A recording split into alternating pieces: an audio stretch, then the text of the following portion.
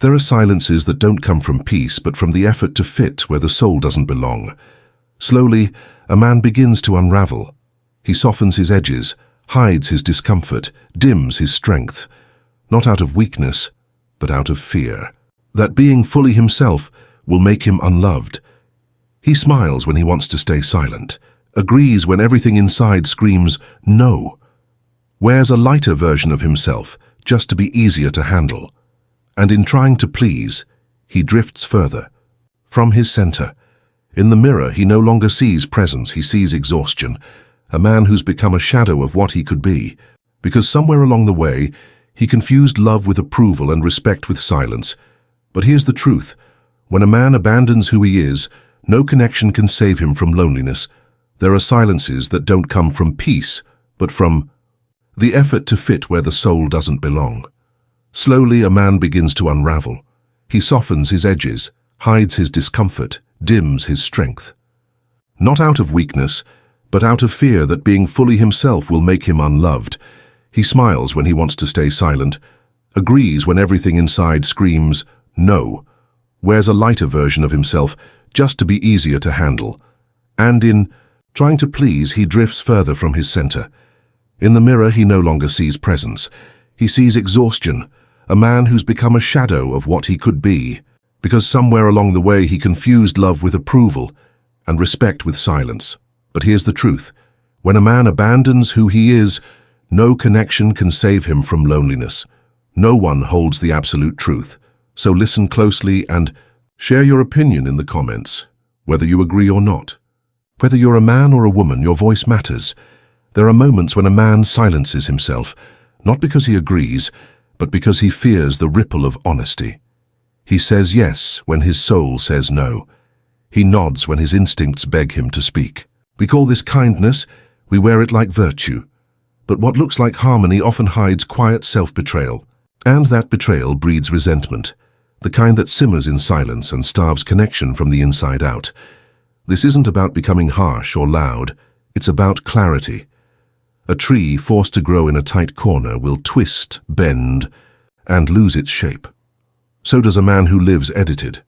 When you trade your truth for approval, you don't just lose your voice, you lose the very shape of your soul.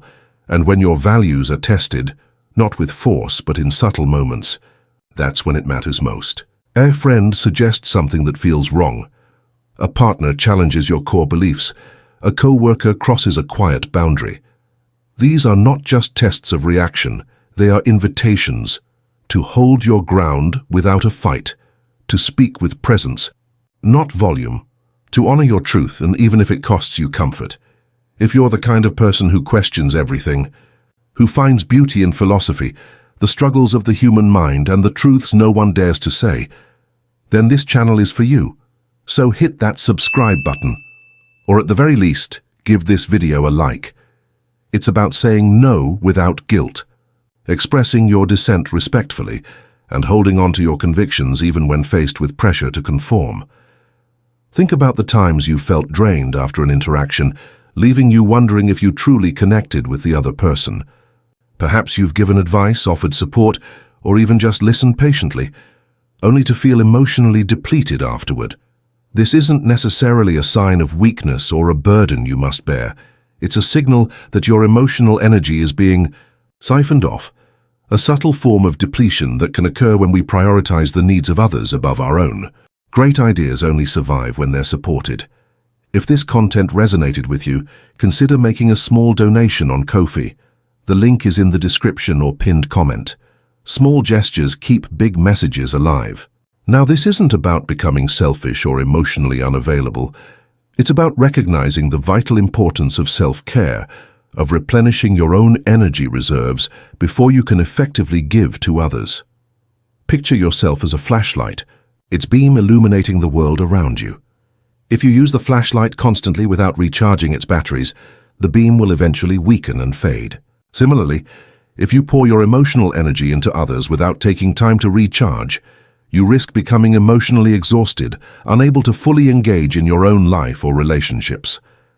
This process of emotional replenishment isn't about indulging in selfish pursuits or isolating yourself from others. It's about consciously carving out time for activities that nourish your soul, that reconnect you with your inner strength and well-being. It could be spending time in nature, engaging in creative pursuits, connecting with loved ones who uplift you, or simply taking quiet moments for reflection and self-care. Remember, you can't give from an empty cup. By tending to your own emotional needs, you create a space within yourself where genuine connection and authentic expression can flourish. This concept of emotional self-preservation extends beyond simply protecting your own peace. It's about recognizing that your emotional well-being is intrinsically linked to the quality of your relationships. Think about a house built on shifting sand. It may appear stable at first glance, but any strong winds or unexpected tremors will quickly expose its fragility. Similarly, relationships built on an unstable foundation of emotional depletion will inevitably crack under pressure. Now, consider the impact this has on your interactions with others. When you're emotionally depleted, you're less likely to be present and engaged. Your capacity for empathy and compassion diminishes, and you may find yourself reacting defensively even to minor disagreements. This can create a cycle of emotional distance and resentment, eroding the very foundation of trust and connection.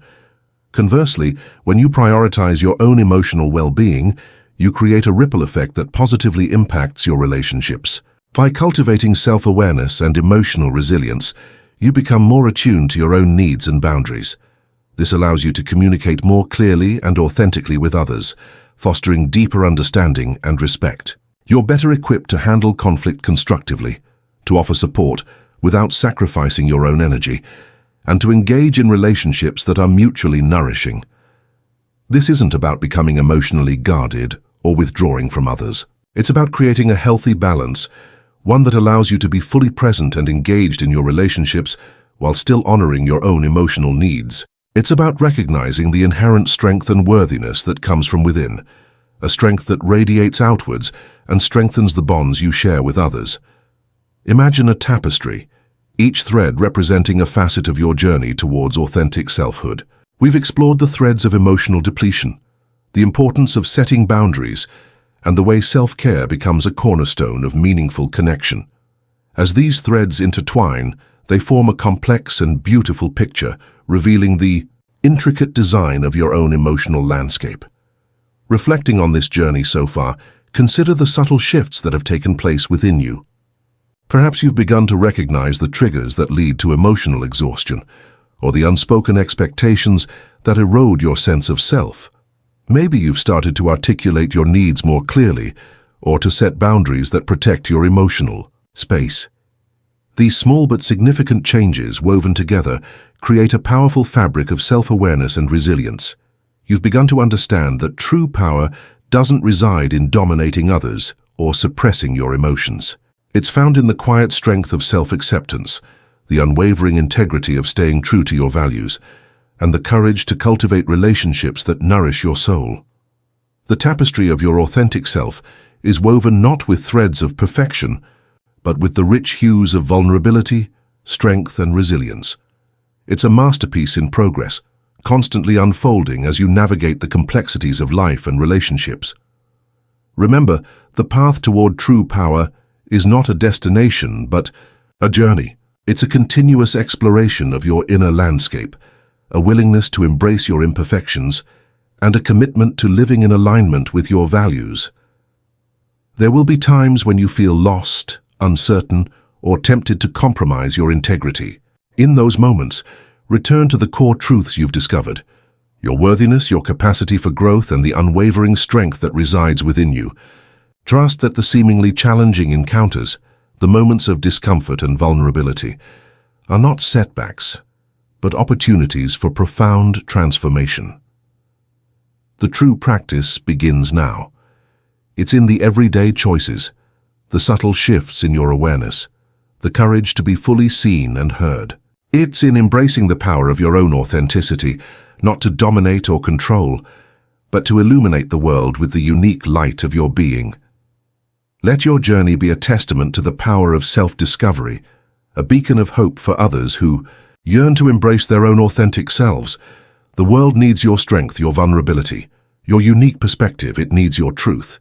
It needs you.